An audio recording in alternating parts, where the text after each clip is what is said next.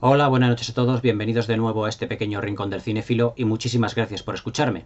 Esta noche vamos a hablar de un director y de una película que son absolutamente fundamentales dentro de la historia del cine y sobre todo dentro de este periodo navideño al cual nos vamos acercando poco a poco. El director del que os quiero hablar esta noche, y voy a aprovechar para hablar de él un poquito antes de entrar a lo que es la crítica de la película propiamente dicha, es uno de los directores más importantes de la era dorada de Hollywood. Y yo, que soy una persona que me encanta el cine clásico de Hollywood, evidentemente no podía dejaros de hablar del gran Frank Capra, uno de esos grandes directores que de los años 30 y de los años 40, dentro de lo que es la etapa dorada de Hollywood junto con los años 50, definió una manera de realizar y de hacer y de filmar el cine. Frank Capra, ganador de 3 Oscars de la Academia, es uno de los grandes directores de la historia del cine sin ningún género de dudas. De origen italiano, no por ejemplo como Martin Scorsese o como Francis Ford Coppola, que ya nacieron en Estados Unidos propiamente dicho, sino que él nació en Italia, más concretamente en Sicilia, siciliano, emigró a los años 20 a Hollywood y la verdad es que empezó ya a trabajar en pequeñas producciones hasta que prácticamente se puede decir que en el año 1934 revoluciona Hollywood y sobre todo el género de la comedia con una película que yo tengo aquí, que ya la comentaré, estas películas que os voy a enseñar ya os lo comentaré en otra ocasión. Es un film de 1934 llamado Sucedió una noche, junto con Clark Gable y Claudette Colbert, que consiguió el Oscar al mejor director y también otros 4 Oscar que se consideran hoy en día los principales, que son mejor película, mejor director, mejor actor, mejor actriz y mejor guión original. Pero es que Frank Capra consiguió otros 2 Oscar posterior por El secreto de vivir y por Vive como quieras en los años 1936 y 1938 respectivamente. El estilo que tenía Frank Capra era un estilo, digamos, un tanto edulcorado. Era un estilo en el que sus películas parecían en que los personajes de sus films estaban viviendo como en una especie como de gran microcosmos, en el que prácticamente se desarrollaba un estilo de vida absolutamente idílico, edulcorado, muy dulce, en el que todas las personas practicaban una especie como de buenismo.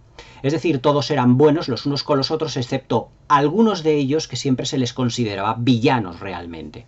Pero del cine de Frank Capra se puede decir absolutamente que era un cine en el que él había expresado pues una manera de realizar y de filmar las películas con una construcción de personajes muy original y cuyos temas siempre pues eran temas absolutamente distintos al del resto de sus compañeros, como eran John Ford, como eran Howard Hawks, como era Raoul Walsh, es decir, todos los compañeros más o menos de su generación que empezaron en el cine mudo en los años 30, en los años 40, en los años 50 y que se diferenciaban de Frank Capra por que todos tenían una visión más realista de lo que era la historia, de lo que eran más o menos las interpretaciones, lo que eran las emociones, lo que era la construcción de personajes, lo que era la planificación, pero no era ese el estilo de Frank Capra. Frank Capra siempre, su estilo estaba fundamentado en las interpretaciones de los personajes. Es decir, Frank Capra era un gran director de actores, y es que a través de sus actores y no tanto de la puesta en escena, es lo que Frank Capra hace y construye para realmente edificar, digamos, esos grandes universos que él tenía en mente. Películas, por ejemplo, sin ir más lejos, como la que tengo aquí, que es Arsénico por compasión, que es una de las grandes comedias de la historia del cine. Creo que en alguna ocasión me habéis pedido que la comente. A partir de ahora voy a comentar más películas de Frank Capra. Y que realmente lo que nos invita pues es la historia, muy cómica evidentemente, con raíces teatrales, de un personaje llamado Cary Grant que lo que hace principalmente es estar en casa de unas tías suyas, pero que sus tías se comportan de una manera también harto especial. Y es que se dedican realmente pues a dar fallecimiento, a dar muerte pues a todas las personas que se han quedado completamente solas en esta vida, en el sentido de que si te has quedado solo, lo mejor que te puede ocurrir es que fallezcas realmente. Pero en ese estilo, en ese modo en el que Frank Capra filmaba sus películas, siempre había personajes como muy disparatados, como muy extravagantes, como a algunos de ellos muy edulcorados, algunos de ellos muy buenos que eran buenísimos, otros malos que eran malísimos, que es lo que ocurre en la película que evidentemente os voy a comentar esta noche. Había otros films de Frank Capra en donde lo que se exponía eran universos que estaban como dentro de otros universos. Es decir, que dentro de un microcosmos, dentro de una sociedad, dentro de una casa, dentro de lo que era un edificio, había una serie de personas viviendo de una manera muy especial, completamente distinta a lo que la sociedad había interpuesto. Era, por ejemplo, el caso de la película Vive como quieras, que además tiene exactamente los dos mismos protagonistas de la película que os voy a comentar esta noche, a James Stewart y a Lionel Barrymore. El estilo de Frank Capra realmente ya os puedo decir que era un estilo basado en la interpretación de los actores, en la construcción de los mismos, dentro de un cosmos en el que, o dentro de un universo en el que realmente no pueden salir. ¿Por qué? Porque están ligados dentro de lo que son sus raíces, dentro de lo que son sus personajes, están excesivamente ligados a ese lugar, a ese sitio en el que pretenden salir constantemente pero que no pueden escapar. El caso, por ejemplo, del personaje de Claudette Colbert en Sucedió una noche. El caso también de James Stewart o de Lionel Barrymore en Vive como quieras. En el caso de Cary Grant en Arsénico por compasión. Pero todos estos aspectos ya os iré hablando cuando vaya haciendo las reviews y los comentarios de todas estas películas. Pero esta noche, y además esto es como una pequeña introducción a lo que es el estilo de Frank Capra, os quiero comentar lo que es para mí pues otro de los grandes clásicos de la historia del cine. Y prácticamente el clásico por excelencia de las épocas de la época navideña, que es el film de 1946, Qué bello es vivir, protagonizado por Donna Reed, por James Stewart, por Thomas Mitchell y también, evidentemente, como os he dicho anteriormente, por Lionel Barrymore. Esta película, filmada en 1946, es de todas las películas de Frank Capra, inusualmente la que menos dinero recaudó. Se la consideró en su día como un auténtico fracaso comercial. Aunque yo viéndola actualmente, prácticamente hace nada que la he visto para hacer este comentario, hacer este vídeo, cuesta entender realmente por qué la gente dio la espalda a una película tan sobresaliente como Qué bello es vivir, ya que James Stewart, ya que Donna Reed, en lo que se refiere a interpretaciones, en lo que se refiere a técnica, en lo que se refiere a narrativa, es un auténtico prodigio, como iremos comentando a lo largo de este vídeo. Pero claro, el tono de la película es claramente como si fuera un cuento de hadas, es decir, una especie como de cuento de Navidad a lo Charles Dickens, en el que un espíritu se presenta a un personaje y le hace ver cómo sería su vida si él realmente no hubiese nacido.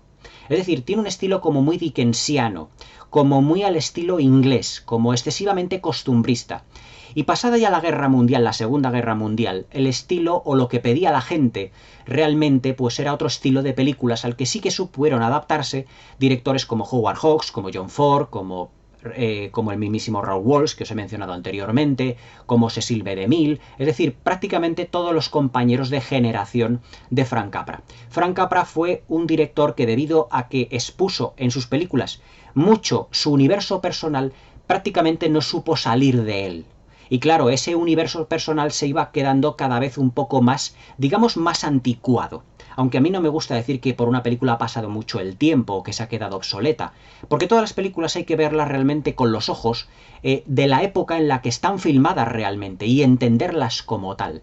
Pero claro, el tiempo no jugó realmente pues un papel a favor de Frank Capra. Y el estilo que tenía él dentro de lo que eran las películas de los años 30 y principios de los 40 o finales de los años 30, pues evidentemente se había quedado un tanto obsoleto y que realmente sus compañeros de Hollywood sí que supieron amoldarse a esos nuevos tiempos. Pero Frank Capra siempre fue realmente muy fiel a su estilo.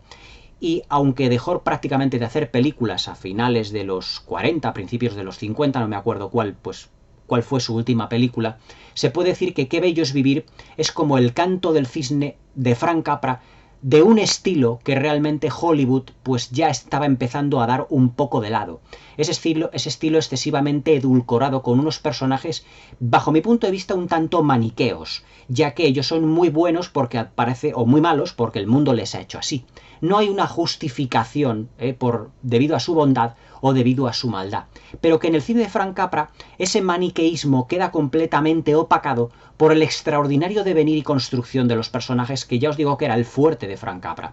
El estilo de Frank Capra no era un estilo visual como el de John Ford o como el de Howard Hawks. No era un estilo realmente, por ejemplo, de puesta en escena muy ampulosa, como pudieran ser las películas que realizaría posteriormente Billy Wilder, o como haría Cecil B. DeMille con esas reconstrucciones históricas, con esos inmensos decorados. Era un estilo bastante humilde, en el que trataba a personajes con una bondad o con una maldad, realmente para darnos como si fuera digámoslo así, como si fuera un auténtico cuento. Es decir, que la gente iba al cine a ver las películas de Frank Capra porque eran películas absolutamente de evasión. Y Qué bello es vivir se le puede catalogar como una película claramente de evasión. Porque es un film donde sus personajes, o el personaje principal, que es George Bailey, interpretado por James Stewart, es un personaje que realmente nos podemos identificar muy bien con todas lo que son sus virtudes. Es un personaje que es bueno, que es generoso, que se sacrifica por los demás constantemente, que tiene grandes esperanzas, grandes sueños, pero que esos sueños y esas grandes esperanzas se van rompiendo poco a poco. Pasado el devenir de la película, cuando ya hay un cambio de ciclo, prácticamente su personaje explota, porque ninguno de sus grandes sueños se ha realizado, porque él va dejando a los demás que realicen su sueño, pero él no termina de realizar el suyo, lo que va provocando un sentimiento de frustración absolutamente brutal. Claro que ese sentimiento de frustración, al prácticamente pasada la hora y media de película, explotará de una manera argumental propiamente dicho, todo desde el punto de vista argumental, de una manera en la que él ya no se identificará ya ni con la ciudad en la que está viviendo, incluso la intentará coger tirria, la intentará coger incluso, ya no os digamos miedo, sino que le intentará, o sea, le cogerá un absoluto pavor a la película, mejor dicho, al pueblecito donde él realmente está viviendo. Desde muy niño, el personaje de George Bailey, interpretado por James Stewart posteriormente, es un niño que su bondad realmente pues nace pues de su personalidad. Él salva la vida a un hermano suyo, él comparte con su padre, cuando hay una secuencia en una cena, comparte con su padre una serie de conversaciones importantes, le va diciendo a su padre todo el ser tan extraordinario que es. Es decir, George Bailey, James Stewart en esta película, es la bondad personificada. O sea, es un personaje que ha vivido o que está viviendo su existencia para que los demás puedan vivir realmente la suya y puedan realizar sus sueños. Pero él está sacrificando sus propios sueños porque los demás realicen los suyos. Y lo que provoca es un sentimiento de frustración absolutamente inmenso. Es decir, el personaje de George Bailey, de James Stewart en esta película, es un ser profundamente humano, ya que comparte, pues evidentemente, bondades, miedos, decepciones, alegrías durante toda la película, durante los 130 minutos que dura la película, pero que él llegará a un momento que, debido a una serie de acontecimientos que le van ocurriendo ya no solo en la vida, sino pasada prácticamente hora y media de la película, hará que él estalle una furia en él, en el que vea que sus sueños se han ido destruyendo a lo largo de toda su vida. Él es un personaje en el que ha visto pasar el tren de la vida, el tren de las oportunidades una y otra vez, y no ha podido cogerlo, lo que incrementará su frustración de una manera constante a lo largo de la película. Y evidentemente, si ese personaje lo que está es viviendo en un mundo realmente en el que él no quiere vivir, porque él quiere salir de su pueblo, él quiere ver mundo, él quiere pues hacer grandes hazañas, grandes proezas, él quiere estudiar en la universidad, pero que tiene que hacerse cargo de una empresa de su padre que realmente es un banco muy pequeñito. Él verá como todas sus frustraciones y sus miedos se irán prácticamente, pues saldrán por la ventana. Él tiene un hermano mayor que realmente pues sí que va a realizar su sueño. El hermano mayor se apunta a lo que es a la Segunda Guerra Mundial, él es condecorado héroe, etcétera, etcétera, salva la vida. Es decir, él está realizando un sueño que él a lo mejor tendría. Y además se casa con una chica, la chica le dice que si se viene a trabajar con un padre suyo, con el padre de su mujer, con su suegro, abandonando evidentemente la empresa del padre, con lo cual George Bailey tendrá que hacerse cargo de la empresa del padre cuando el padre ya fallezca. Y es una de las cosas que él no quiere dentro de lo que es el argumento de la película, porque él lo que quiere es salir, es ver mundo, es viajar, y todo eso le va provocando mucha frustración. Es decir, Qué bello es vivir se nos muestra desde el principio de la película y más allá de lo que es el meridiano de la misma, como una película en la que las personas, o que nos podemos identificar con el personaje de George Bailey, porque es un cúmulo ya no solo, digamos, de virtudes o de defectos, como también tiene evidentemente el personaje, sino que también es una persona que por una parte se puede decir que es un triunfador, pero también a la vez es un perdedor. Es una persona que triunfa sobre los demás debido a su bondad, pero que fracasa en el terreno de lo personal porque no puede llevar a cabo realmente lo que son sus sueños y sus esperanzas. Él quiere salir de ese pueblecito llamado Berthoud Falls, o algo así creo que se llamaba. Berthoud Falls, sí, exactamente. Y no puede salir. En ese sentido parece que es como si estuviera realmente, como en aquella película de Jim Carrey que era El show de Truman, que estuviese atrapado realmente en una cúpula, en esa cúpula gigantesca, y que no puede salir, en el que un montón de elementos parece que están como en su contra. Cuando él tiene previsto todo para irse, por ejemplo, de luna de miel, cuando se casa con su novia, interpretada por Donna Reed, es cuando realmente ocurre pues todo lo que pasa con lo del banco del padre, del cual él y su tío se están haciendo cargo. Y realmente pues no puede. Y el dinero para la luna de miel lo tiene que emplear en muchos de los clientes que tiene ese banco para que no le dejen evidentemente pues completamente al descubierto. Y además tiene que lidiar con un enemigo dentro de lo que es desde el punto de vista económico, que es el personaje de Lionel Barrymore, que representa en esta película una especie de crítica a un capitalismo como muy aguerrido, muy salvaje, muy profundo. Y es que el personaje de Lionel Barrymore es ese típico banquero al estilo de Mr. Scrooge, es decir, incluso el personaje de Disney a Gil Malpato, es decir, al tío Gilito, en el que él va cogiendo Lionel Barrymore unas cantidades brutales de dinero hasta que se hace prácticamente el hombre más poderoso prácticamente de esa pequeña ciudad.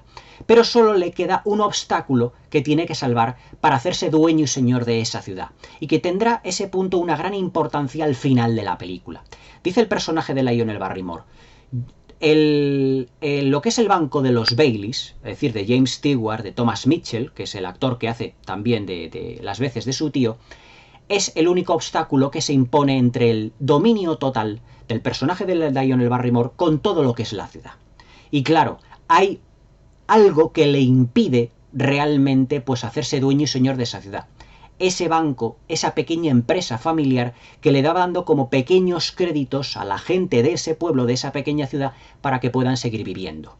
Pero que realmente Lionel Barrymore no concede esos pequeños créditos, concede grandes créditos. Es decir, prácticamente se puede decir que es un tiburón de las finanzas.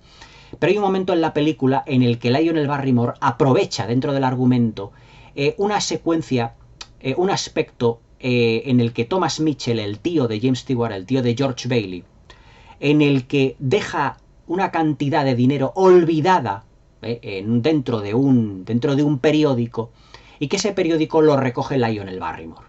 Y claro, ese dinero que llevaba Thomas Mitchell en ese momento, lo que representa es todo el dinero que tenía, digamos, el banco de George Bailey dentro de lo que es la película y dentro de todo lo que eran sus ciudadanos, dentro de lo que tenían los ciudadanos en el banco de George Bailey, evidentemente. Y claro, ese dinero, si lo ha perdido el tío, pues deja por completo el banco al descubierto. Es decir, que le pueden acusar absolutamente todo, le pueden mandar a la cárcel, pero hasta ese momento, que ese es el punto de inflexión importante dentro de lo que es la película, hemos asistido a un completo tour de force emocional por todas las virtudes, todos los defectos y todos los estados emocionales de George Bailey. Cómo va conociendo, por ejemplo, a su novia prácticamente desde niño, cómo le salva la vida a su hermano, cómo realmente él tendrá que hacerse cargo de la empresa del padre en ese pequeño banco, incluso diciéndole al padre que no sabe realmente cómo ha podido soportar tantos años metido realmente en una oficina. Es decir, que en ese aspecto la película es como, bajo mi punto de vista, como una pequeña crítica hacia el capitalismo.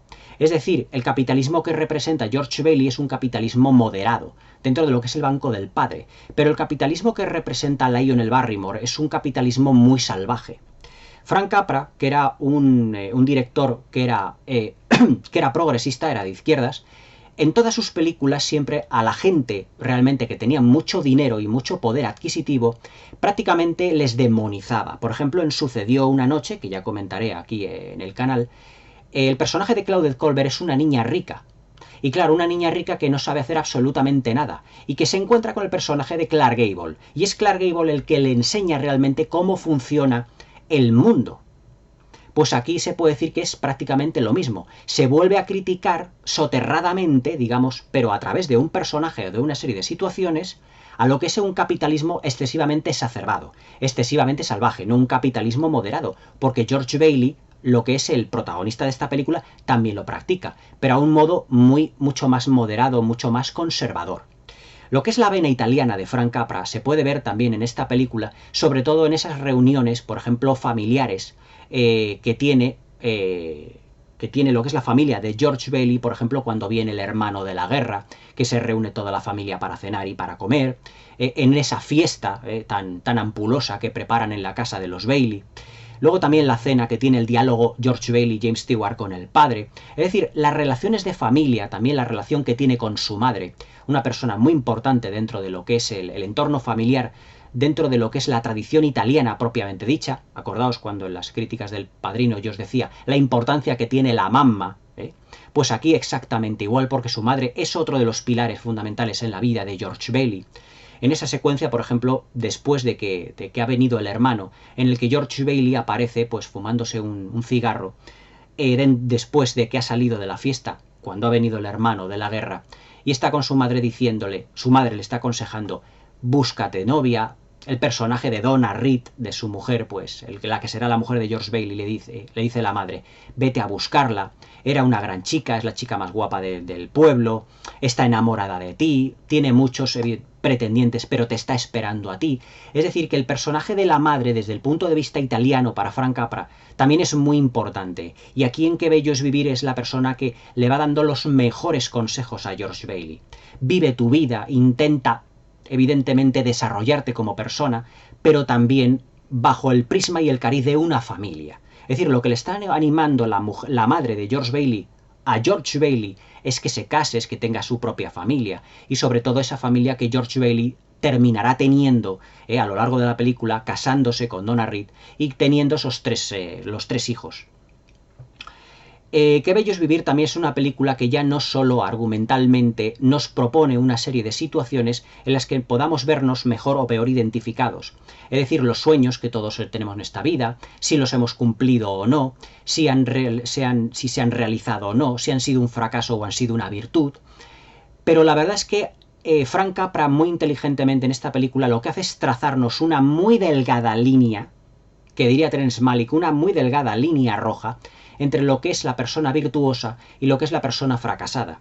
La persona virtuosa respecto del punto de vista de los demás, porque George Bailey es una persona que ayuda mucho a los demás en toda la película. Sin embargo, bajo su prisma, su punto de vista, él realmente es un fracasado, porque él no ha realizado ninguno de los sueños que él tenía desde el principio. Ir a la universidad, ver mundo, realizar grandes construcciones, es decir, convertirse en alguien importante. Y se ha quedado en un pueblo que él no quería, se ha quedado en un negocio que tenía el padre que él no quería realmente y enfrentándose con un enemigo que prácticamente le puede en todo, que es Lionel Barrymore, que él detesta y que tampoco él quería. Por lo tanto, el sentimiento de frustración de su personaje es realmente muy fuerte. Aunque tengo que decir que Frank Capra en esta película, ya os digo que realiza una crítica a lo que es el capitalismo de una manera muy férrea, muy contundente, y que él se definió como una persona progresista de izquierdas. Esta película también tiene un profundo mensaje religioso, ya que al principio de la película vemos como una serie de estrellas van hablando los unos con los otros, que son San José hablando con una serie de ángeles.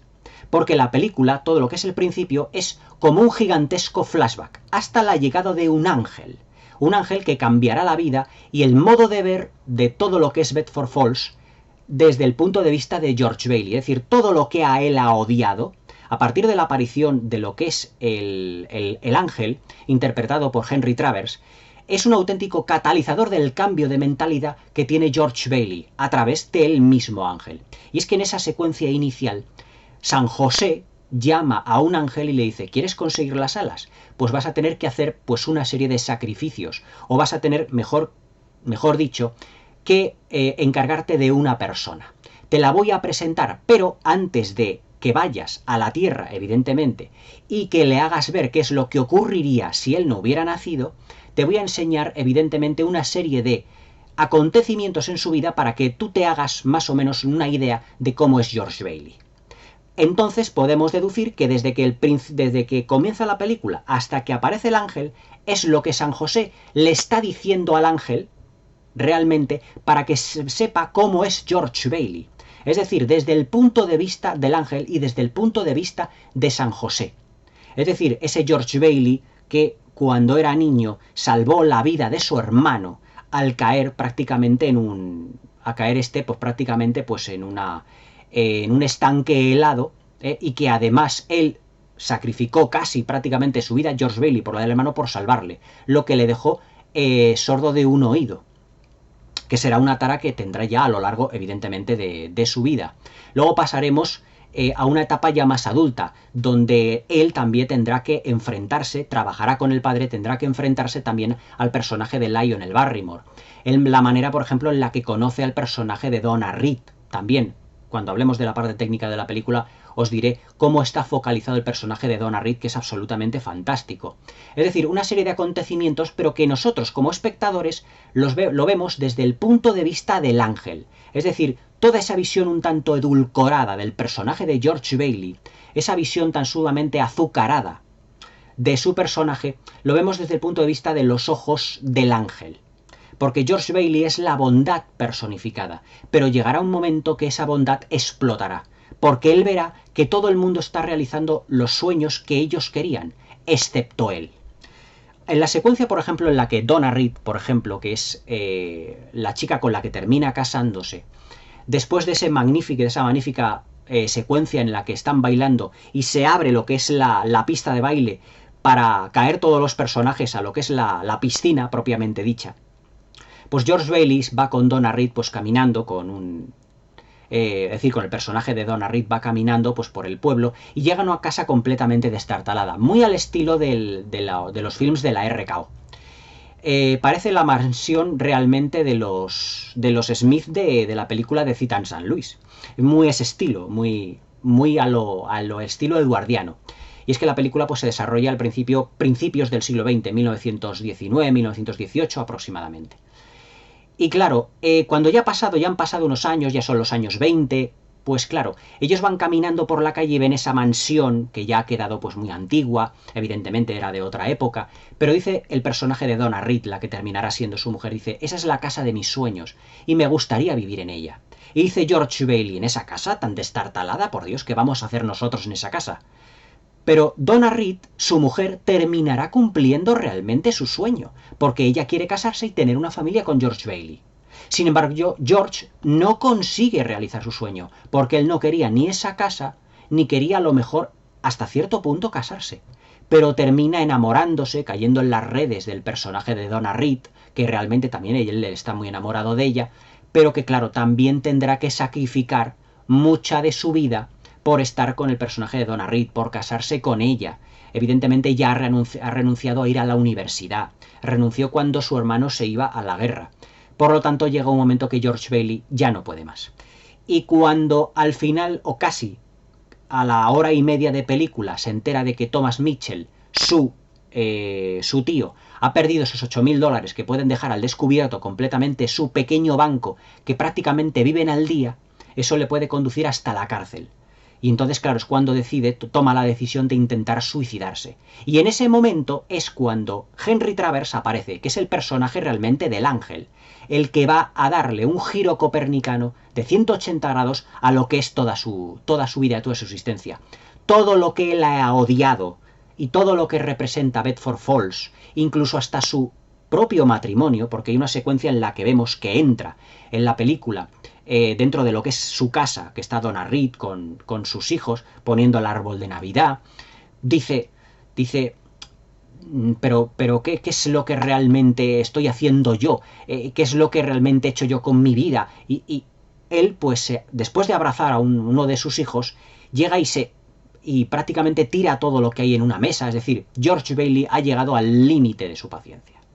Es decir, todo lo que él había programado a lo largo de su vida, realmente nada se ha cumplido. Por lo tanto, ¿podemos ver a George Bailey como un auténtico fracasado? No, porque él ha sido importante para mucha gente. Lo que pasa es que él no se ha dado cuenta. Él estaba tan ensimismado en todo lo que eran sus sueños, sus esperanzas, todo lo que eran sus planes de futuro, que se ha ido olvidando de todas las personas a los que él realmente representa en el pueblo de Bedford Falls.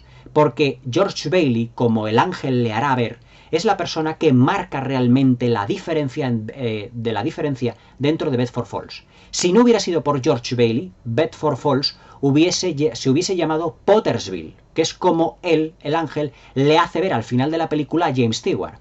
Le dice, de acuerdo, tú no has nacido, vamos a suponer que no has nacido, no existes. No existes. Y ahora date una vuelta o vamos a ver cómo es realmente el pueblo. Dice, ¿cómo que no existe? No existes, no tienes carnet de identidad, no tienes nada de lo que te dio tu hija, incluso no tienes ni siquiera una pequeña herida que le han dado un puñetazo en un bar, debido a que, pues él en su casa ha tenido unas palabras con una de las profesoras de una hija suya que ha caído un poquito pues enferma con una serie de décimas de fiebre. Pero claro, se nota que realmente no tiene nada. Dice, ay, y hasta oigo por el oído que ya había dejado de oír. Dice, claro, pero es que tú no existes realmente. Tú vas a ser un extraño en tu propio microcosmos personal. Y empieza a caminar por la calle principal de Bedford Falls y todos los establecimientos que él ya conocía de repente se llaman de manera muy distinta. Pero es que aquí Frank Capra, dentro de lo que es el guión, mete otra crítica al capitalismo brutal. Y es que todo lo que eran negocios pequeños de gente que había montado sus pequeñas empresas, como el propio negocio de George Bailey, ve que ahora son pues, locales de alterne, striptease, locales de vicio y perversión, por así decirlo, son garitos, y dice, pero ¿qué es lo que le ha ocurrido a mi ciudad? ¿Qué es esto? Y claro, pues va a su casa, ve que no está su mujer, cuando le dice al agente de tráfico, mejor dicho, al agente de tráfico, al policía que le conoce, le dice Ward Bond, uno de los actores fordianos por excelencia, le dice, yo a usted no le conozco, dice, pero si yo soy George Bailey, dice, no conozco a nadie con ese nombre, va a la casa donde está su madre y su madre no le reconoce porque él no ha nacido realmente. Es decir, que pasamos de un mundo un tanto idílico en la que Frank Capra nos ha dado en la película dentro de lo que es la primera hora y media a un mundo absolutamente con tintes pesadillescos. Es decir, George Bailey de repente se ve atrapado en un mundo que no es el suyo. Es decir, él es tan dependiente o se ha hecho tan dependiente del mundo en el que él vive que cuando su mundo cambia, él lo ve completamente distinto y le entra el pánico. Él va a ver dónde está realmente su mujer, el personaje de Donna Reed, no la encuentra por ninguna parte, la ve que es una bibliotecaria simple y sencilla, la persigue diciendo, pero si soy George, soy tu marido. Ella evidentemente, si se supone que no la ha reconocido porque no existe George Bailey, pues se ve como acosada por un hombre que no sabe quién es. Incluso Henry Travers, lo que es el ángel, le hace ir al cementerio para ver la tumba de su hermano. Y dice, pero si yo a mi hermano le salvé la vida, dice, pero recuerda que tú no existes. Por lo tanto, tu hermano, cuando cayó al lago congelado, murió. Dice, pero si a mi hermano le condecoraron en la guerra por haber salvado en una serie de hazañas bélicas otra serie de personas. Dice, pero es que esas personas también han muerto, porque no estuvo tu hermano realmente allí. Y no estuvo allí porque tú no estuviste para salvarle la vida. O sea, yo me recuerda muchos aspectos de esta película en su última parte a lo que es Regreso al Futuro parte 2. Cuando evidentemente Marty McFly regresa a ese 1985 alternativo, vuelve a ese 1985 alternativo, en el que Biff Tannen se puede decir que se ha hecho dueño y señor de todo lo que era la ciudad. Y claro, pues Marty pues dice, ¿qué es lo que ha ocurrido aquí? Y además la ciudad está dominada por Biff Tannen.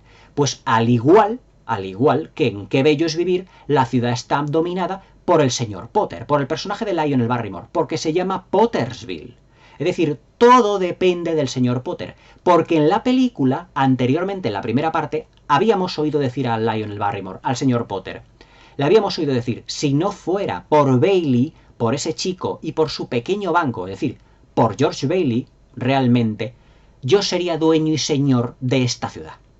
Y cuando efectivamente él se supone que no ha existido, en esa especie de mundo alternativo que le enseña el ángel, evidentemente el señor Potter se ha hecho con todo. Se ha hecho dueño y señor de todo lo que es la ciudad. Por eso se llama Pottersville en vez de Bedford Falls. Pero claro, ese sentido pesadillesco que va abrumando a George Bailey le hace evidentemente ver la vida de una manera totalmente distinta. Y entonces él, cuando en una expresión de terror, en un primer plano que le ponen en la cara de James Stewart, que tenía unas ojeras tremendas, le habían maquillado de una manera extraordinaria, prácticamente vuelve al puente donde se había querido suicidar y dice realmente: yo quiero volver a vivir. En una de las frases más bonitas que yo he oído en una película en la historia del cine. Quiero volver a vivir. Como diciendo, quiero recuperar lo mío. Y es cuando el ángel, Henry Travers, decide hacerle volver a lo que es Bedford Falls. Y es cuando vemos esos maravillosos travelings ya muy famosos en la historia del cine, en el que James Stewart va corriendo por Bedford Falls, saludando a todo el mundo, llegando a su casa, abrazando a su mujer y a sus hijos, y es cuando vemos también uno de los grandes actos solidarios de la historia del cine, que es cuando su mujer, evidentemente, ha tomado una decisión que Thomas Mitchell, que su tío, se lo había dicho, dice, es que nos hemos quedado en números rojos. Y entonces Donna Reed se supone que en esa alternancia en el que James Stewart no ha estado, se ha encargado de ir pidiendo ayuda a mucha gente, se ha corrido la voz por toda la ciudad, y dice, ¿cómo que George Bailey necesita ayuda? Y le empiezan a llover los dólares por miles y miles y miles de dólares, para que evidentemente la persona que es George Bailey, que era la persona importante del pueblo, no se quede realmente sin ayuda. Porque George Bailey, gracias a George Bailey, Bedford Falls sigue conservando su identidad, sigue conservando su carisma, sigue conservando sus buenas gentes, porque si no hubiera sido por George Bailey, aquello se hubiese convertido pues en una ciudad completamente, digamos, de vicio y de perversión, es decir, Pottersville, una ciudad donde, digamos que lo económico, lo capitalista, lo materialista, por llamarlo de alguna manera, pues se había hecho pues con el control absolutamente de todo, y solo hubiese dependido de un solo hombre, de un hombre que es un avaro, de un hombre que es un auténtico tiburón de las finanzas. Es decir, ahí es donde George Bailey se da cuenta realmente, al final de la película, de la importancia que tiene realmente de que él haya renunciado, digamos, a todos sus sueños por hacer los sueños de los demás. Es decir, su gran defecto de repente lo transforma en virtud, como diciendo, cuando yo he tenido o he necesitado ayuda, la he necesitado realmente, yo he podido pues tirar de la ayuda de todas estas personas que cuántos miles de dólares me habrán dado, como al final de la película se muestra. Es decir, que el gran leitmotiv que tiene Qué bello es vivir es realmente el cambio de personalidad de George Bailey. Es decir, un cambio, digamos, de mentalidad, porque él se cree una persona fracasada, pero él no sabe de la importancia que tiene realmente el personaje, su personaje, su ser dentro de Bedford Falls. Es decir, todos los de Bedford Falls, se puede decir que desde que George Bailey era niño hasta que es adulto, tienen algo por lo que pagarle, o una pequeña deuda con el personaje de George Bailey. Por ejemplo, cuando era niño trabajaba George Bailey pues en una pequeña botica, una pequeña farmacia, en una pequeña tienda de que se vendían múltiples cosas. Y entonces el dueño de lo que es la tienda le dice que tiene que llevar una serie de pastillas a una señora. Pero al dueño de la tienda, a este dueño de la tienda, se le había fallecido un hijo de gripe, seguramente la famosa gripe española de 1918-1919 aproximadamente, y se confunde en ese momento y llena una caja de pastillas con otras que no eran las que tenían que ser para esa señora. Y entonces se da cuenta de ello George Bailey y dice, es que no os he entregado este paquete, ¿qué es lo que has hecho? Le dice este hombre. Y claro, le empieza a pegar justamente en el oído en el que no oye y empieza a sangrar. En ese sentido, Qué bello es vivir es una película hasta cierto punto violenta, porque claro, le vemos que a él le están maltratando tanto psicológica como físicamente. Pero es que este señor que acaba de perder a su hijo, le lo que acaba de hacer George Bailey es salvarle la vida, salvarle realmente de la cárcel. Porque si esa señora hubiera fallecido por esas pastillas que no eran las correspondientes a su tratamiento, que eran prácticamente algo así como veneno para ella, pues evidentemente hubiese ido a la cárcel por asesinato, que es uno de los personajes que él se encuentra en ese Bedford Falls Pottersville alternativo, cuando entra en la taberna de su amigo Nick, que ya no se llama Martini, se llama Nick, y de repente entra lo que era su jefe y le dice, pero ¿cómo está usted aquí? Y le dice, échale a ese señor, dice, acaba de salir de la cárcel porque hace 20 años que mató a una persona, a una señora, dándoles una serie de pastillas que estaban completamente, que no eran las suyas, que eran como veneno para ella. O sea, George Bailey se va dando cuenta de que al no haber él vivido, todo en Bedford Falls se ha trastocado. Es decir, su mujer, su madre, su antiguo jefe, el nombre de la ciudad, es decir, todo ha cambiado y ha cambiado a peor. Es decir, que George Bailey, el personaje, es, digamos, dentro de Bedford Falls, lo que representa, digamos, es el mantenimiento de un microcosmos lleno de luz, lleno de color, lleno de una vida, por así decirlo, edulcorada. O sea, George Bailey es la bondad, y esa bondad se proyecta realmente a todas las personas de Bedford Falls mientras él vive. Pero cuando él ya no vive, esa bondad se ha convertido en maldad. Acordaos, por ejemplo, cómo actúa Nick, su amigo, el del restaurante, el del café, en ese Pottersville alternativo, cuando se acerca y dice, Nick, por favor, que soy amigo tuyo de mucho tiempo, dices que yo a ti no te conozco de nada. Termina yéndose de allí prácticamente echado a patadas. Es decir, que un halo de maldad ha cubierto a la ciudad de Bedford Falls, que es Potterville. Es decir, Pottersville, del señor Potter, de Lionel Barrymore, lo que simboliza, lo que representa es la maldad. Esa maldad representada en el capitalismo. Y de ahí la crítica que Frank Capra quiere hacer al capitalismo. Sin embargo, George Bailey representa y simboliza la bondad. Una bondad que ha permanecido en Bedford Falls durante muchos años y que él ha sido como otro ángel, como otro protector de esa bondad de Bedford Falls. Es decir, George Bailey realmente es como hubiera sido otro ángel para la ciudad. Si Henry Travers es el ángel de la guarda de George Bailey realmente es el ángel de Bedford Falls. Porque si no hubiera sido por él, aquello hubiese terminado siendo una absoluta ruina y un absoluto caos, lleno de personajes completamente, digamos, como os diría yo, como entristecidos, como dominados por el vicio y la perversión. El personaje de Gloria Graham pues termina trabajando pues una especie de club de alterne o algo así parecido, o en una especie de cabaret o algo así parecido. Y claro, pues todo eso, pues evidentemente, pues él se va dando cuenta que quiere volver a su mundo normal y corriente como él realmente lo ha conocido. Técnicamente la película os puedo decir que sí, argumentalmente ya os digo que es muy rica, llena de simbolismos, llena también de críticas, llena de esas esperanzas, de sueños frustrados. Qué bello es vivir es también un ejemplo de la técnica que tenía Frank Capra, para filmar. Los primeros planos son de los mejores o de los más trabajados porque de la época dorada de Hollywood, porque no emplea Frank Capra el típico plano contra plano para lo que son, por ejemplo, las secuencias de diálogos, sino que, por ejemplo, hay una secuencia que es extraordinaria en el que Donna Reed, cuando va George Bailey a visitarla a su casa, James Stewart, a visitar al personaje de Donna Reed, que va a ser su mujer, pues detrás de Donna Reed hay múltiples pretendientes. Y entonces, pues ella coge el teléfono y ese teléfono hay un pretendiente al otro lado de la línea.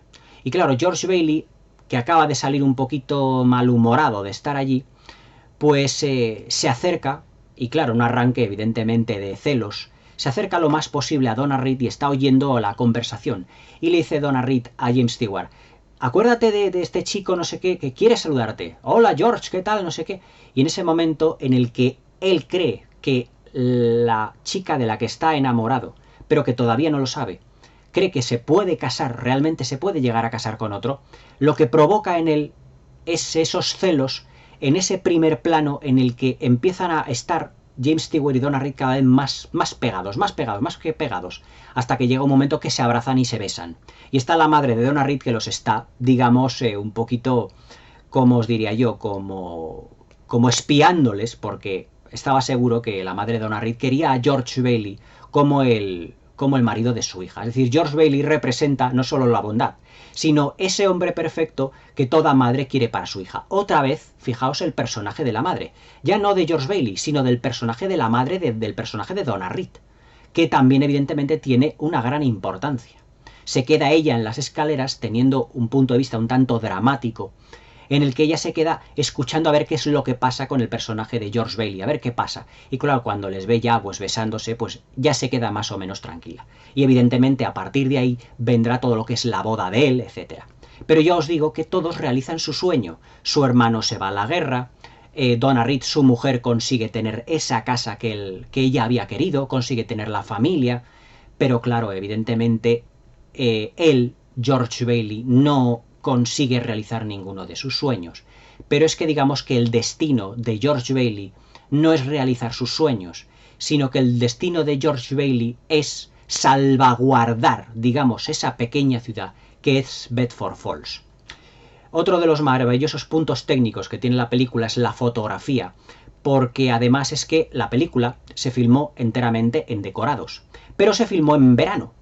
Y claro, toda la nieve evidentemente es falsa, pero es que tiene una fisicidad la nieve que parece que efectivamente estás viviendo como en un pequeño cuento de hadas navideño, porque lo que estamos viendo es sintiendo, yo al menos cuando la veo, sientes el frío, sientes ese viento, esa lluvia, los elementos están muy bien filmados y muy bien manejados por Frank Capra en esta película.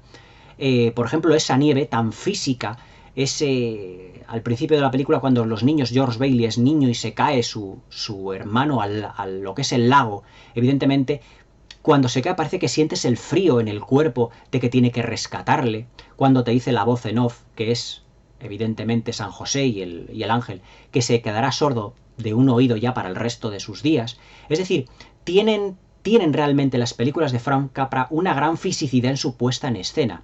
Ya no me refiero a que la dirección artística sea brillante o menos brillante, que yo creo que aquí en esta película se puede decir que el diseño de producción cumple una función más, digamos, más funcional. Es decir, no es un diseño de producción extremadamente glorioso, ni extremadamente ampuloso, ni mucho menos, pero lo que representa aquí la puesta en escena en esta película es, digamos, es como un complemento, una extensión de los personajes para el desarrollo de los mismos. Es decir, la nieve es un elemento fundamental, el frío.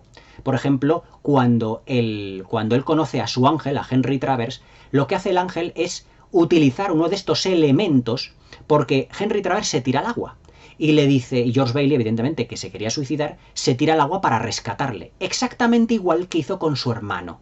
Es decir, que esa bondad, George Bailey, desde que era niño hasta que es mayor, hasta que ya es adulto, la sigue manteniendo, la sigue conservando. Y esa es la bondad, esa es la prueba de bondad que evidentemente el personaje de George Bailey, la prueba de bondad que el ángel le hace a George Bailey para ver si efectivamente es como, por así decirlo, digno de que se le arregle, por así decirlo, la vida. Evidentemente, al final de la película le dará todo ese dinero con el que yo creo que ya George Bailey podrá haber cumplido sus sueños. Todo lo que es, por ejemplo, la utilización de la banda sonora, por ejemplo, todo lo que son los temas del... perdón. Los temas de la música de los años 20, como cuando se les ve en esa fiesta del colegio en el que están todos bailando, pues es muy de aquella época. Es decir, todo lo que es la puesta en escena, todo lo que es la banda sonora, todo lo que es el diseño de producción, está únicamente, exclusivamente contenido y calculado para lo que es la progresión de los personajes, para cómo están construidos realmente estos personajes. Es decir, vuelvo a incidir de que el fuerte de Frank Capra es la construcción de los personajes. Es decir, George Bailey, su construcción, cómo va evolucionando su personaje, es uno de los más importantes de la historia del cine en lo que a evolución de personajes se refiere. Evolución en progresión geométrica, o como digo yo, que se le van añadiendo nuevas capas de significación al personaje de George Bailey. Ya no solo tiene bondad, sino que es capaz de, además de expresar sus frustraciones. Por ejemplo, cuando va subiendo varias veces las escaleras de su casa, tropieza con un pomo que hay al principio diciendo, pues vaya casa que realmente tengo que estar incluso poniendo el pomo. Y al final de la película, casi al final, cuando entra, que está completamente desaforado, cuando su tío ha perdido los $8.000, cuando ha perdido los nervios, además el modo que tiene de zarandear a Thomas Mitchell, Ahí ya no vemos al George Bailey bondadoso, vemos a un George Bailey completamente transformado, porque digamos que alrededor de la película le han ocurrido esa serie de acontecimientos que le han ido cambiando porque él es una persona sumamente frustrada, que luego cambiará, pero que a lo largo de la película su frustración irá más. Y cuando ya su tío pierde ese dinero, esa frustración explota, llega a su casa y le llega incluso a decir a su mujer, dice, ¿por qué tendremos que haber tenido incluso tantos niños? Es decir, ahí parece que no reconocemos a George Bailey, pero porque George Bailey ha llegado, digamos, al límite de su paciencia.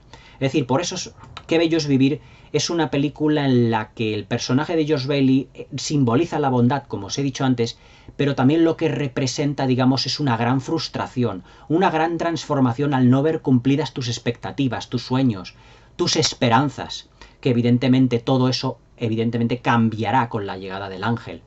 Pero claro, realmente Qué bello es vivir también se la puede ver como una película en la que no todo es de color de rosa, no todo es buenismo, no todo el mundo es bueno por antonomasia, no todo el mundo te ayuda porque sí, sino que evidentemente es una película en la que tienes que decir, o que Frank Capra intenta decirte, aprovecha el momento, carpe diem, aquello a lo que el señor John Keating en el Club de los Poetas Muertos, aquella sensacional película de Peter Weir, nos decía, o les decía a sus alumnos, aprovechad el momento, que sois jóvenes. George Bailey realmente no aprovechó sus momentos sacrificándose por los demás, pero que todo eso luego tendrá, evidentemente, una gran recompensa al final de la película, cuando se vea inundado por todos esos miles de dólares, cuando ya al final de la película digan George Bailey, el hombre más rico de toda la ciudad. Aunque cuando dicen más rico de toda la ciudad, no solo lo dicen por todo el dinero que ha recaudado económicamente que él se ha dado prestado, sino el hombre más rico de la ciudad, quiere decir rico, el hombre más afortunado y más querido de Bedford Falls. Es decir, rico, aquí Frank Capra lo quiere asemejar con una riqueza en lo que se refiere desde un punto de vista moral, desde un punto de vista ético, desde un punto de vista de bondad. Es decir, una riqueza innata que tiene él, el hombre más rico, el hombre más bondadoso, el hombre más bueno y el hombre que nos ha hecho ver la vida de un modo distinto. Por eso el título de esta película es It's a Wonderful Life, qué maravillosa vida, qué bello es vivir, como diciendo, no todo, aunque se nos ponga en esta vida patas arriba, realmente tenemos que echar un poco reaños al asunto y evidentemente levantarnos. Como dice el dicho, evidentemente, ¿para qué nos caemos? Para volver para levantarnos. Pues George Bailey se cae realmente para levantarse, pero se cae de una manera tan estrepitosa que necesita una ayuda que es de su ángel, para que ese ángel salve a George Bailey y para que realmente George Bailey salve a Bedford Falls del, podríamos decir, diablo o demonio que representa a Lionel Barrymore. Desde el punto de vista interpretativo, Qué bello es vivir es una auténtica maravilla. James Stewart, pues, que es uno de los grandes actores de la historia del cine, pues realiza en esta película uno de los mejores papeles que ha hecho.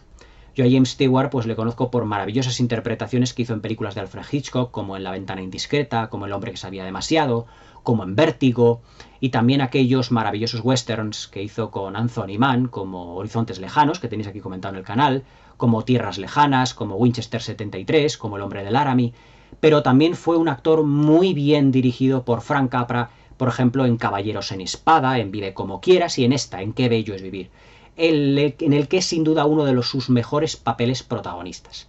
Este papel desde un primer momento iba a hacerlo Cary Grant, pero Cary Grant digamos que se negó, porque ya estaba enfrascado en otra serie de proyectos.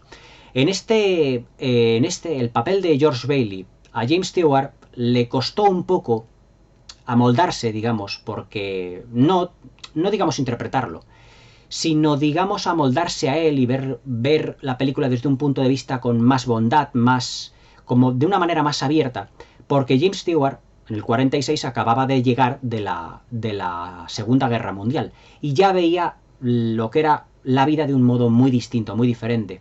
Y hubo numerosos momentos del rodaje en los que él se bloqueó bastante. Para eso le ayudó Lionel Barrymore, porque James Stewart, después de la guerra, él quiso personalmente dejar el cine y dedicarse a otras cosas. Sin embargo, Lionel Barrymore le fue diciendo lo importante que era el mundo de la interpretación realmente en ese momento después de la Segunda Guerra Mundial.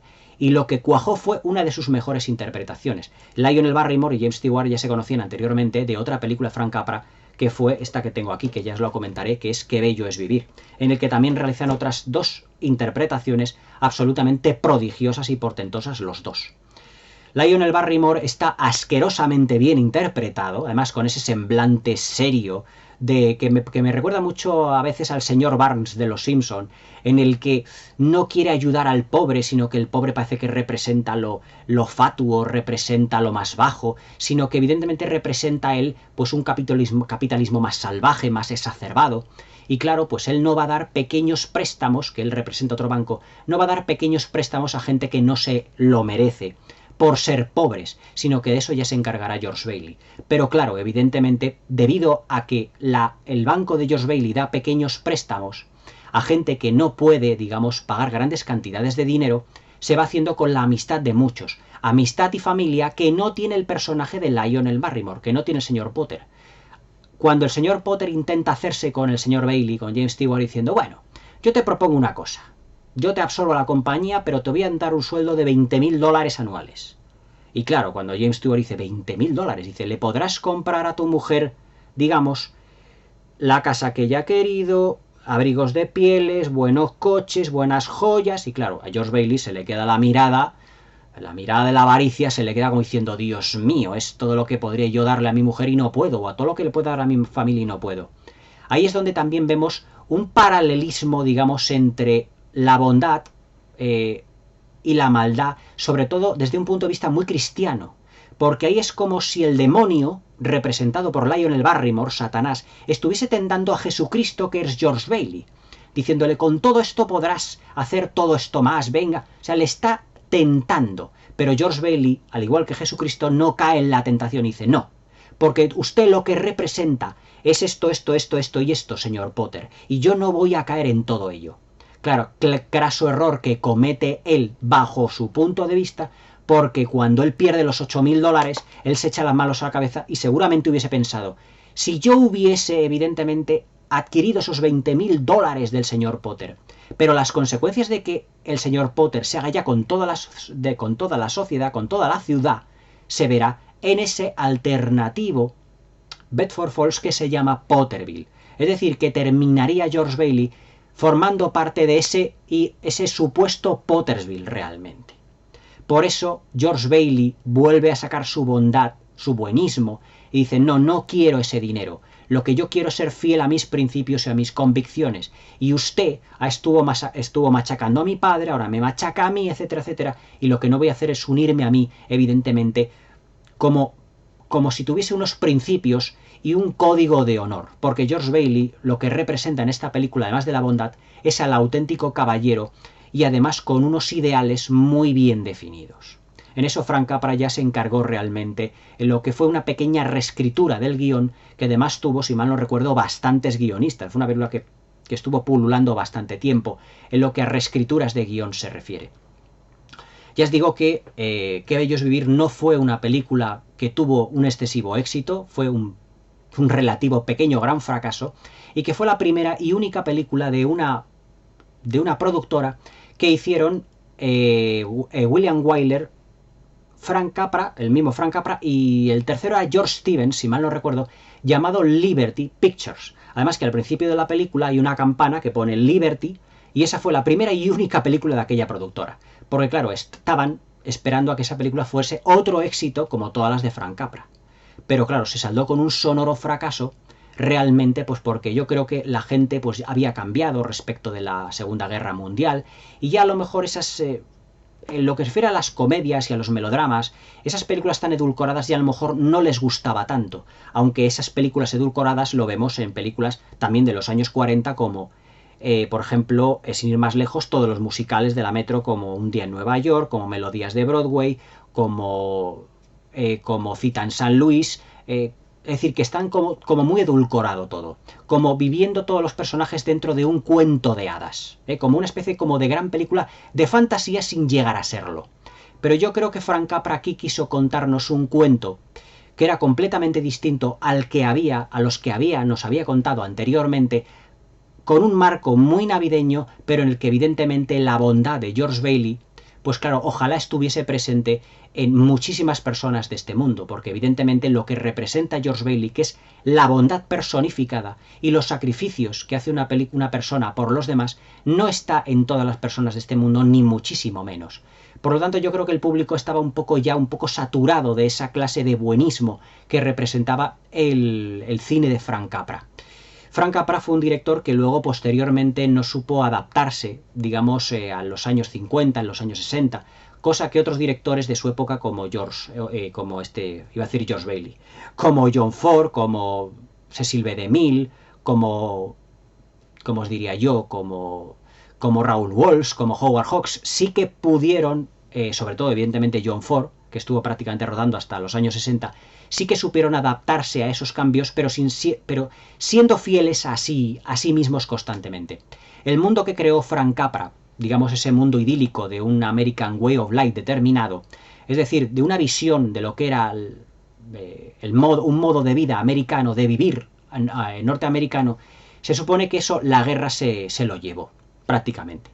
Y que prácticamente, pues ya os digo que Frank Capra pues murió, cinematográficamente hablando, con la Segunda Guerra Mundial. Es decir, Frank Capra luego duró muchísimos años más, estuvo viviendo hasta creo que murió en el año 1990 o algo así, pero después del fracaso de Qué bello es vivir, la verdad es que se replanteó la carrera y se puede decir que su época dorada fueron los años 30 y principios de los años 40, cuando él realiza, pues ya os digo, películas como Arsénico por compasión,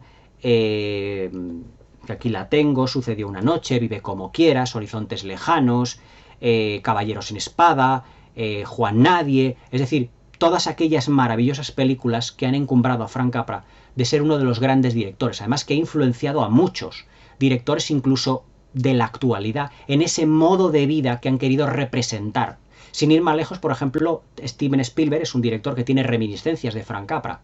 Por ejemplo, Spielberg, a principios de los 80, creó un estilo de cine, por ejemplo, de esas ciudades, de los niños, películas como, por ejemplo, de las que produjo, como Los Goonies, como Poltergeist, como E.T., es decir, esos niños que convivían, digamos, en esos barrios residenciales y que se parecen mucho a un modo de vida determinado de unos barrios residenciales de las películas de Frank Capra. Es decir, que ese modo de vida, ese modo de representarlo, es como muy Spielbergiano, pero evidentemente heredado de Frank Capra. Qué bello es vivir es, digamos, una de las películas más famosas de la historia del cine. Es uno de los grandes melodramas o comedias, depende de cómo lo veamos, porque puede haber distintos puntos de vista, de la historia del cine. Pero a día de hoy, evidentemente ya es un clásico que prácticamente casi todas las cadenas de televisión deberían de ponerlo, porque cuando ya viene diciembre, pues las televisiones pues ya nos empiezan a poner, pues a bombardear con las películas navideñas. Y evidentemente, pues en algunas, pues Qué bello es vivir siempre suele caer, igual que en Semana Santa aquí en España, pues caen películas de romanos tipo Quo Vadis, tipo Rey de Reyes o tipo Ben-Hur. Es decir, en Navidades toca Qué bello es vivir y en Semana Santa toca Ben-Hur o La Pasión de Cristo o algo parecido. Pero vamos, Qué bello es vivir es una película que, aunque tuvo un gran fracaso en su época, hoy en día se la considera un auténtico clásico. Y según el American Film Institute, una de las mejores películas de la historia del cine norteamericano, lo cual no es poco decir. Muchos la consideran como la mejor película de Frank Capra. Yo no sé si será la mejor película de Frank Capra, pero es la más emocional, es la que más muchas veces me ha hecho llorar. Es la que vemos a un James Stewart que es el mismo, porque a partir de esta película James Stewart siempre será el hombre bueno de Hollywood, esa especie como ¿cómo os diría yo? Como de vecino de enfrente, que siempre es bueno, que siempre está para ayudarte. Es la figura que se formó de James Stewart, de George Bailey, en esta película, el actor. Es decir, esa persona buena que siempre está dispuesta a ayudarte, que nunca tiene maldad, que siempre se rige por códigos de honor, que es un auténtico caballero, que lleva la bondad por bandera. Es decir, si James Stewart tiene realmente esa bandera, la bandera de la bondad, es gracias a personajes como el George Bailey de Qué bello es vivir, una de las grandes obras maestras del cine de los años 40. En la ceremonia de los Oscars de 1947, la película que arrasó fue Los mejores años de nuestra vida, la que yo considero una de las 12 mejores películas de la historia del cine, ya lo sabéis. y que comentaré aquí en el canal, y que dejó prácticamente a Qué bello es vivir, pues prácticamente sin Oscar. Es decir, recibió esta película 5 nominaciones al Oscar, pero no recibió ninguna estatuilla. Sin embargo, los mejores años de nuestra vida, pues acumuló, creo que fueron 8 o 9 estatuillas, si mal no recuerdo. Qué bello es vivir es el auténtico clásico navideño por excelencia. No la perdáis, porque en lo que se refiere al apartado interpretativo, ver a Lionel Barrymore, a Thomas Mitchell, el Gerald O'Hara de Lo que el viento se llevó, a Donna Reed, absolutamente irresistible, a una muy jovencita Gloria Graham en esta película, que ya empezaba a darnos retazos de la gran estrella y de la gran actriz que iba a ser, y sobre todo a un James Stewart en su salsa, que aquí firma uno de sus mejores papeles, si no puede decir que el mejor de su carrera. Es un auténtico deleite para toda clase de cinéfilos. Qué bello es vivir, de Frank Capra, una auténtica obra de arte bajo cualquier prisma que la veamos. Una película que nos ayuda a comprender un poco más los sacrificios de la vida. Una película que nos ayuda a entender la bondad en su estado más puro. Y una película que también nos ayuda o nos dice que no es posible o que no será posible que en nuestra vida podamos realizar todos nuestros sueños, porque esos sueños serán también opacados por los sueños de otras personas de las que nosotros nos tengamos también que sacrificar tarde o temprano. Qué bello es vivir, de Frank Capra, del año 1946. Una auténtica maravilla de película. No os la perdáis. Hasta mañana.